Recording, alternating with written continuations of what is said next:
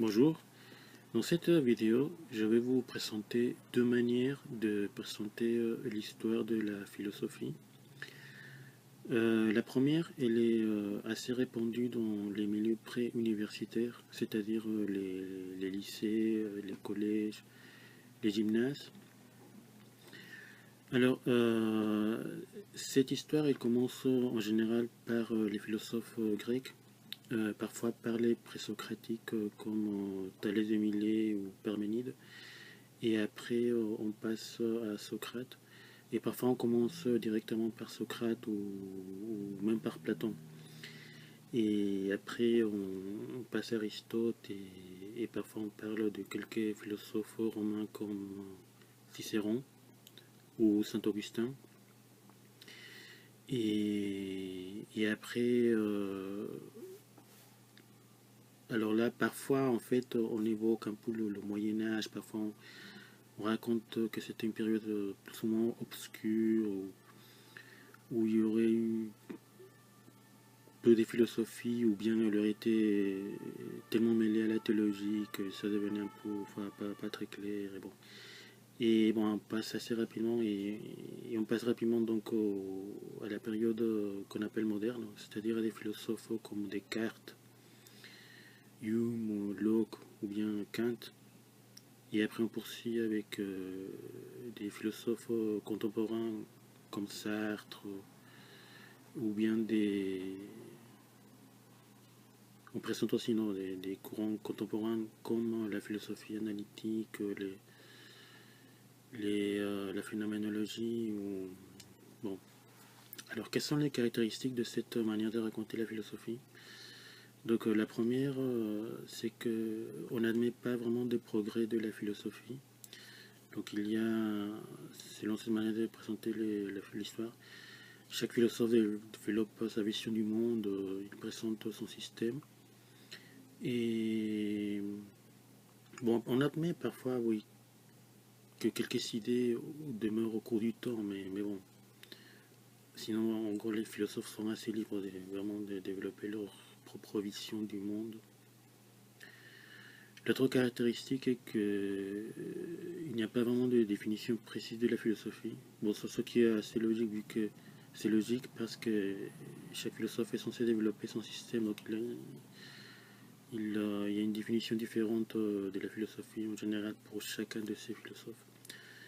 Et la troisième caractéristique, donc comme vous avez vu, c'est que il y aurait eu comme un grand silence de la philosophie au cours de la période entre la fin de l'Empire romain et la Renaissance. Donc une période qui couvre plus ou moins 1000 ou 1500 ans selon les cours. Donc voilà, voilà pour les caractéristiques de la première manière de raconter la philosophie. Alors avant de continuer, bon, je tiens à rappeler que bien sûr la philosophie ayant de toute façon démarré avec Thalès et Milet, donc il y a déjà plus de 2500 ans. Bien sûr qu'on peut présenter l'histoire de la philosophie de différentes manières. Parfois aussi on peut suivre des fils différents. Par exemple, on peut suivre le fil de la philosophie stoïcienne, par exemple. Comment elle a démarré et comment après elle s'est développée et après comment enfin, qu'ont fait des philosophes stoïciens des siècles qui ont suivi, donc le premier stoïcisme. Donc voilà, il y a plusieurs façons de raconter l'histoire de la philosophie. Mais en fait, je suis en train de parler là des deux grandes histoires, enfin, parce que bon, la première elle est grande parce que enfin, elle est racontée actuellement dans beaucoup d'écoles en fait.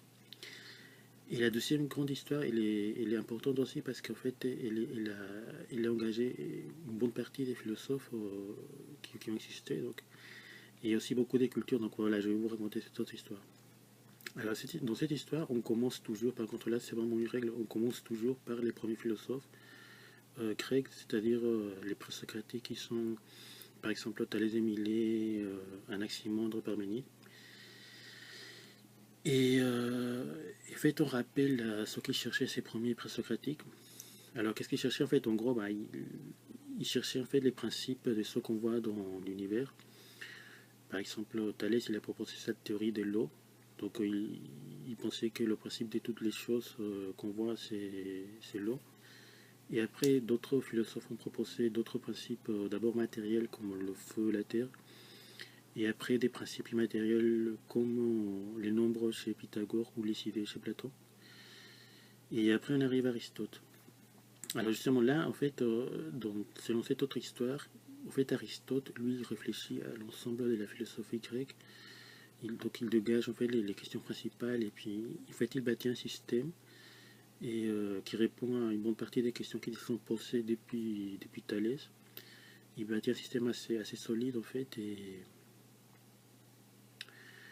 et il trouve même une définition de la philosophie qui de toute façon correspond aux premières recherches de tous ces philosophes. C'est-à-dire, pour Aristote, la philosophie c'est la science, donc c'est une science, hein. La philosophie c'est la science des premiers principes et des premières causes.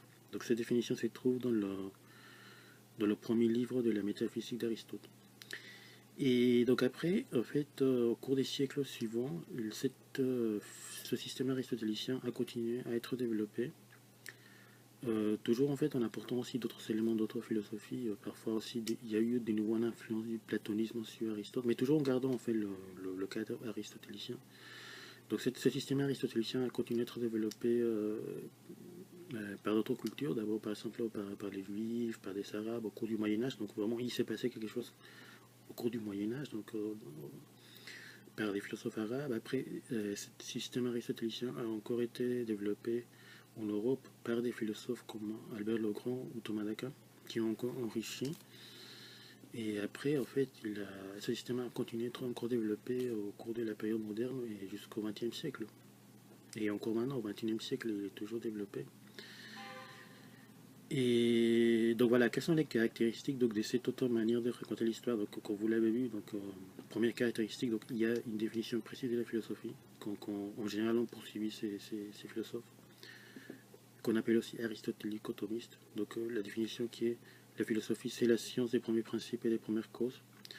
Deuxième caractéristique, il y a un progrès de la philosophie. Donc depuis Thalès, donc en fait, on poursuit une quête qui est la recherche des premiers principes et des premières causes. Et troisième caractéristique, c'est qu'on explique bien ce qui s'est passé au cours du Moyen-Âge. Et quatrième aussi, une chose importante aussi, c'est que selon cette histoire, ce qui s'est passé en réalité au cours de la période moderne, c'est qu'en quelque sorte la philosophie s'est divisée en deux, enfin plus ou moins dans le sens où il y a eu une partie des philosophes ont continué à développer ce système aristotélico-thomiste, tandis que d'autres ont pris d'autres voies, comme des philosophes comme Descartes, comme Kant. Donc ils ont développé la philosophie, mais bon, d'une autre manière. Donc selon l'histoire 1, en fait, justement, on a tendance à croire en fait que à partir de Descartes, en fait, on a vraiment complètement abandonné l'aristotélisme. En fait. Bon, on a gardé bien sûr quelques idées, mais en gros, enfin, mais ça s'est pas vraiment passé comme ça. En réalité, il y a eu comme une division. Enfin, donc il y a eu les aristotélico-thomistes qui ont continué à développer la philosophie comme ils l'ont fait depuis le temps d'Aristote, et les autres en fait qui ont poursuivi d'autres voies. Et voilà, enfin, jusqu'à présent, en fait, ça c'est pas comme ça, en fait. Il y a toujours, en fait, actuellement, au XXIe siècle, des aristotélico-thomistes. Donc voilà, en fait, si vous voulez avoir plus de détails sur la philosophie aristotélico-thomiste qui se développe depuis déjà presque 2300 ans, je vous invite à regarder les vidéos que je suis en train de poster sur la philosophie justement aristotélico-thomiste. Alors merci de m'avoir écouté.